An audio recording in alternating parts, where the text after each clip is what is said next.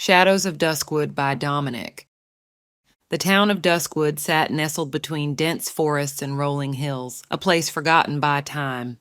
The people here lived simple lives, untouched by the frantic pace of the modern world. Yet something dark lingered at the edge of their serene existence, a shadow in the heart of the forest that no one dared to acknowledge. It began with whispers, a rustling in the leaves that seemed to speak a language no one understood. Children often came home with tales of seeing a tall figure watching them from the tree line. Parents dismissed these stories as mere imagination, but the unease grew with each passing year. Anna Fitzgerald was a recent arrival in Duskwood. A journalist by trade, she had moved to the small town seeking a quieter life and a place to focus on her writing. She rented an old cottage on the outskirts, a charming place surrounded by the whispering woods. The townsfolk were welcoming, but often warned her to avoid the forest after dusk. "Why is everyone so afraid of the forest?" Anna asked Mrs. Whitaker, her elderly neighbor, one crisp autumn morning. Mrs. Whitaker's eyes clouded over. "There are old stories, dear, things best left unsaid. Just mind your business and stay out of those woods." Anna nodded politely, but her curiosity was piqued. She had always been drawn to the mysterious and the unexplained, and the forest seemed to hold secrets begging to be uncovered. One evening, unable to resist the lure of the unknown, Anna ventured into the forest. She brought a flashlight and her notebook, planning to jot down her thoughts and maybe catch a glimpse of the wildlife. The trees stood tall and silent, their branches weaving a canopy that blocked out the waning light. As she walked deeper, an eerie feeling washed over her. The forest seemed to come alive, the rustling leaves whispering secrets. She shivered and pulled her jacket tighter around her. Then she saw it, a tall, slender figure standing among the trees. Its limbs were unnaturally long, and its face, it had no face, just a blank, featureless expanse where eyes, nose, and mouth should have been. Anna froze, her heart pounding in her chest. The figure didn't move, didn't make a sound. She fumbled for her flashlight, the beam cutting through the darkness. When she shone it towards the figure, it vanished as if it had never been there. Breathing heavily, Anna turned and ran, stumbling over roots and rocks. She didn't stop until she burst out of the forest and into the safety of her cottage. She locked the door behind her and sank to the floor, trying to calm her racing heart. Determined to find answers, Anna spent the next few days researching local legends and folklore. She discovered that the figure she had seen matched descriptions of the Slenderman, a creature often depicted in myths and urban legends. According to the stories, the Slender Man was an ancient entity, a being of pure malevolence that preyed on children and those who dared to delve too deeply into its mysteries. It was said to haunt forests, appearing to its victims before driving them to madness or worse. Anna's initial fear gave way to a journalist's determination. She began interviewing townsfolk, gathering their stories and piecing together the fragmented history of the Slender Man in Duskwood. Old Mr. Harris, the town's unofficial historian, was particularly helpful. "The legend goes back centuries," he told her, his voice a low whisper. "Long before this town was founded, the natives spoke of a tall man who walked the woods. They said he was a guardian of the forest, punishing those who disrespected the land." "But why would he haunt the people here now?" Anna asked. Mr. Harris shook his head. "Who can say? Maybe we've forgotten the old ways, or maybe he's just hungry for new souls."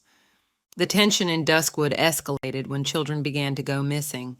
It started with little Tommy Whitaker, Mrs. Whitaker's grandson. One moment he was playing in the yard, the next he was gone.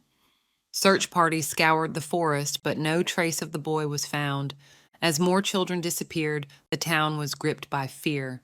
Parents kept their children indoors, and the forest became a place of dread. Anna continued her research, feeling a growing sense of urgency.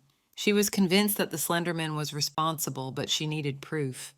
One night, unable to sleep, she sat by her window, staring out at the dark forest. The moonlight cast long shadows, and the whispering of the leaves seemed to call to her. She grabbed her flashlight and notebook, resolved to confront the creature once and for all. Armed with nothing but her determination, Anna ventured into the forest. The air was cold and still, the silence oppressive. She walked for what felt like hours, the trees closing in around her. Just when she thought she might be lost, she saw it again, the tall, slender figure. It stood motionless, its blank face turned towards her. Summoning all her courage, Anna spoke. "Why are you taking the children?" The Slenderman tilted its head as if considering her question. Then, without a sound, it extended one impossibly long arm, pointing deeper into the forest. Anna hesitated, but then followed the direction indicated. She walked until she reached a clearing. In the center stood a massive tree, its roots twisted and gnarled.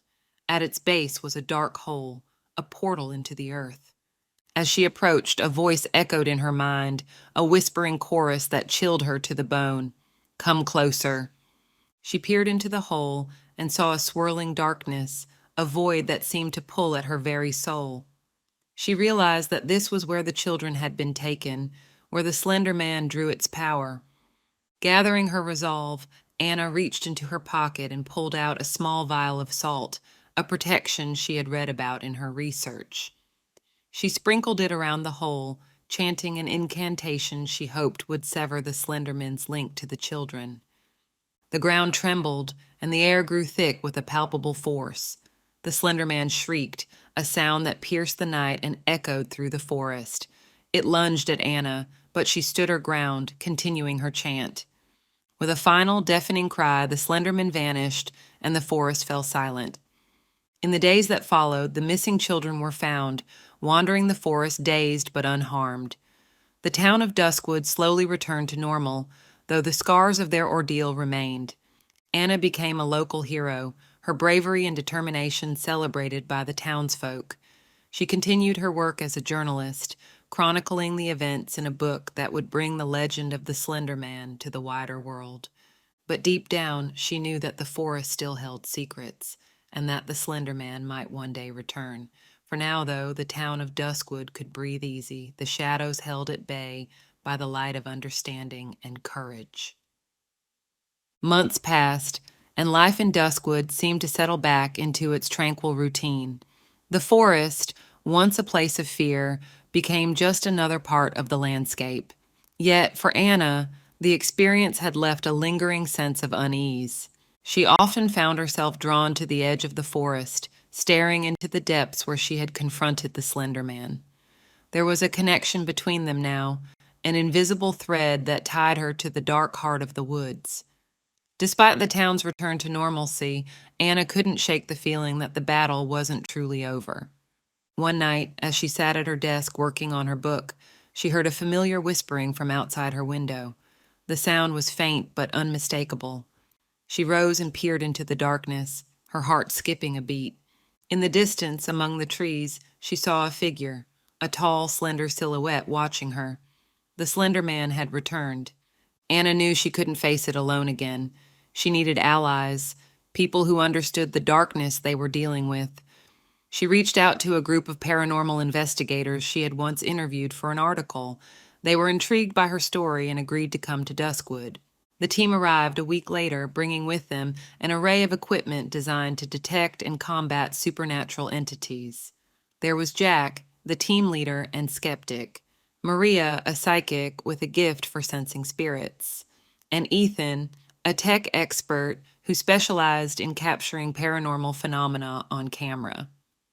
Anna briefed them on everything she knew about the Slender Man and led them to the forest. The air was thick with anticipation as they set up their equipment around the clearing where she had confronted the creature. Maria closed her eyes and reached out with her senses. "There's a strong presence here," she said, "something ancient and powerful. It's watching us." Ethan monitored the cameras and sensors, while Jack kept a skeptical eye on everything. They waited as dusk fell, the forest growing darker and more menacing. As night enveloped the clearing, the whispering began. The leaves rustled, and shadows danced at the edge of their vision. Maria gasped, her eyes snapping open. "It's here." Anna and the investigators stood their ground as the Slender Man emerged from the trees, its tall, menacing form seeming to absorb the light around it. It moved with an unnatural grace, its faceless head turning towards each of them. Jack stepped forward, holding a book of ancient rituals. "We're not afraid of you," he said, though his voice wavered slightly. Maria began chanting in a language none of them understood, her voice steady and strong. Ethan recorded everything, his cameras capturing the eerie scene. The Slenderman paused as if considering their defiance. Then it lunged at Maria, its long arms reaching for her. Jack threw a circle of salt around her, and the creature recoiled with a hiss. Anna joined in the chant, feeling a surge of power as they confronted the entity together. The air crackled with energy, and the ground trembled beneath their feet. With a final, unearthly scream, the Slender Man began to dissolve, its form disintegrating into shadow and mist. The whispering stopped, and the forest fell silent once more. The confrontation had taken its toll, but the Slenderman was gone, banished by their combined strength and determination.